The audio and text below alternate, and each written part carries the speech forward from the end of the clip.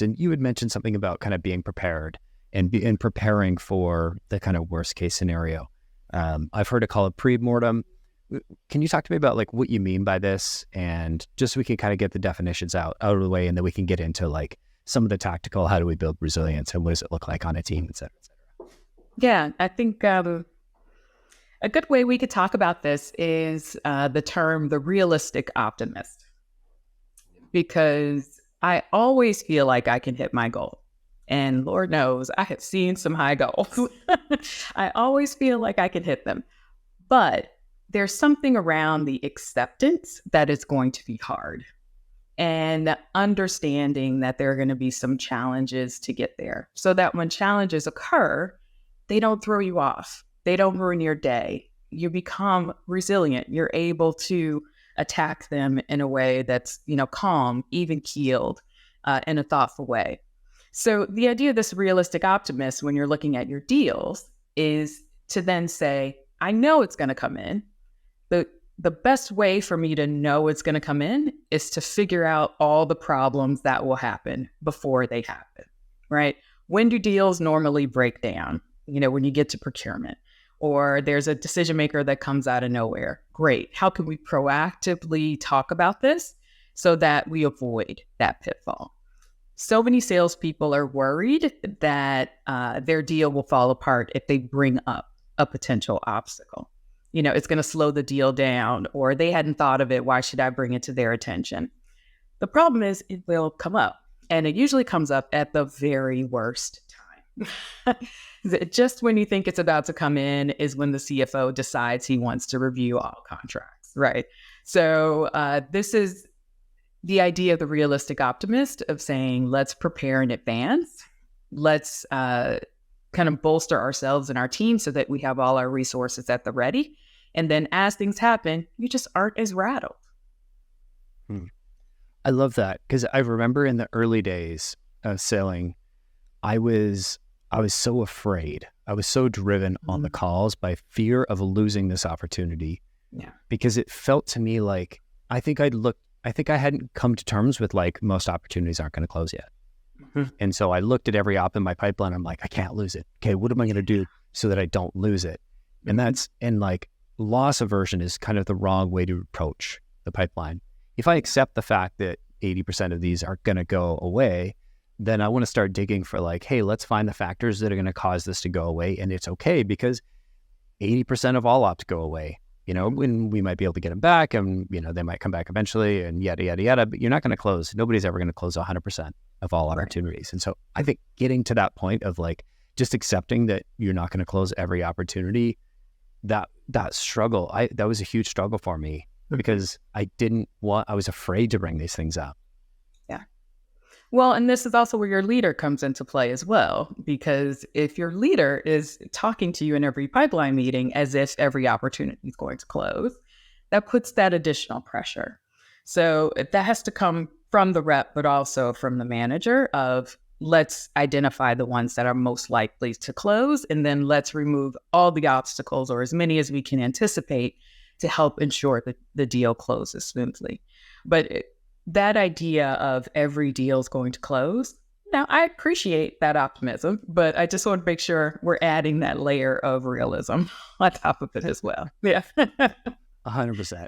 I'm still optimistic, but I'm just not I'm realistically optimistic. As soon as you said that word, I was like, yes, that resonates, because I was 100% unrealistic, I was out of my world thinking 100% of the ops are going to close. And I remember my first sales manager just being like, maybe not first, but second or third, being like, yeah, no, here's why.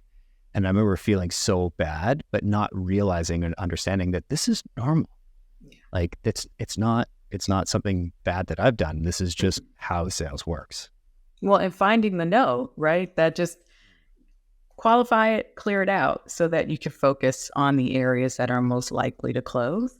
So almost chasing the no is a way to help clarify your pipeline. And when we're talking about building relationships and during downturns or when things are difficult, the relationships do hold. And being able to walk your prospect through potential pitfalls and helping them prepare for where things could fall apart is invaluable. You'd be surprised. So many people don't do this for a living. They don't get huge contracts approved on a regular basis. You have more knowledge as the sales rep on how to get things done than sometimes your decision maker. So being able to guide them is showing added value, partnership, someone who's actually going to help them get things done. That helps you just, raise a little bit higher above the other vendors they're talking to.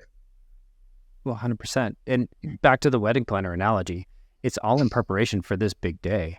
And the big day may not necessarily be a single day, but it's certainly going to be a big change, right? Like if your buyer is going through yourself and account exec to do something, that means we're probably not talking about a few $1,000s. We're probably talking about tens of thousands of dollars or more, hundreds of thousands of dollars.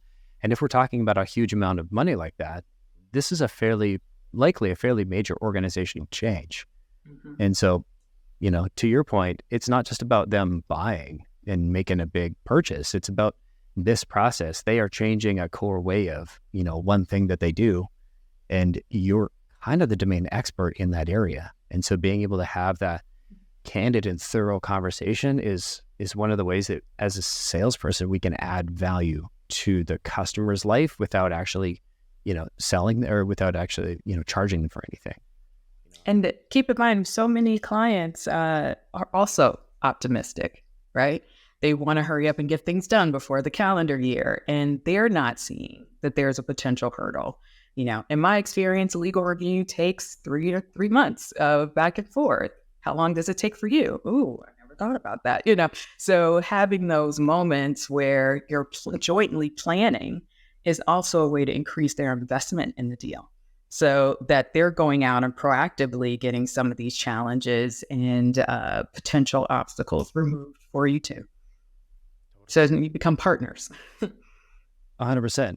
I mean, it's September now and we're recording this, and we're coming into at least for predictable revenue, I'm behind on pipeline and I need to do something to impact Q4. And it's like, oh man, Q4 is starting very soon.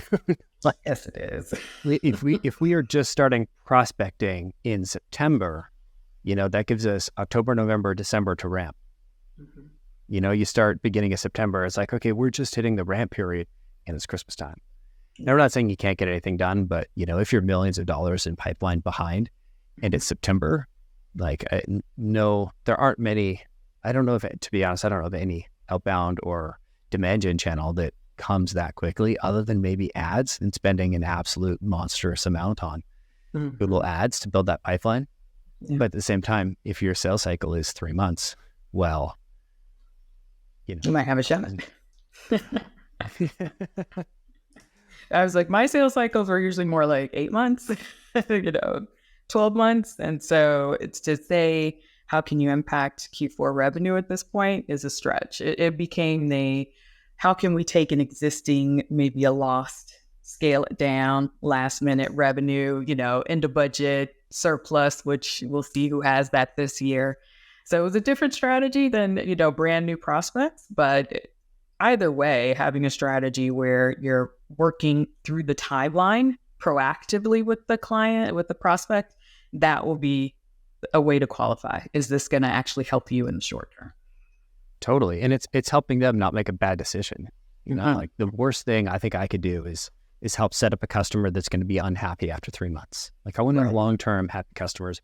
What we do is hard. What everybody does is hard. And especially now money is tighter. And so having candid upfront conversations and be like, oh, I don't think it's a good fit and here's why.